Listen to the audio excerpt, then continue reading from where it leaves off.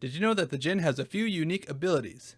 Let me explain. So first off, I want to say that the Jinn will never turn off the breaker because it requires the breaker to be on to use its main ability, which is its strength. A Jinn will travel at a faster speed if its victim is far away. So what does this mean? Alright, so say you're on a long hallway, you're on the other end, the ghost is on the other end. If it sees you, the Jinn will actually travel up to 2.5 meters per second to get to you, until it gets to within 3 meters of you, and then it goes down to normal speed again. But then that also means that it could also just speed up in line of sight. So the Jinn is actually kind of like a more dangerous Dio in a sense. And then of course the weakness, turning off the breaker will prevent the Jinn from using its ability. Alright, so now we got the hidden ability. So Jinn actually has a hidden ability that will take away 25% sanity. So I think it's whenever you're close to the ghost or you're in the same room as the breaker, it has a chance to take away 25% sanity.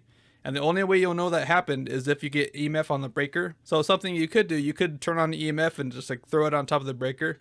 And if you ever hear EMF out of the distance, then you probably have witnessed the Jinn ability. Alright, and lastly, the Jinn technically can turn off the breaker if it turns on too many lights. So say for example, we've got 7 lights on and the Jinn turns on an 8th light, that's just gonna pop the breaker. So if you want to know whether or not it actually turned off the breaker or not, check the light switches that you turned on, because if all the light switches are down, that means the power got shut off and it shut every light off. Because if the ghost actually did turn off the breaker off, the light should still be on. That's a really good way to check if it turned off the breaker or not, or if it just popped the breaker. Alright, I hope you guys learned something new about the Jinn.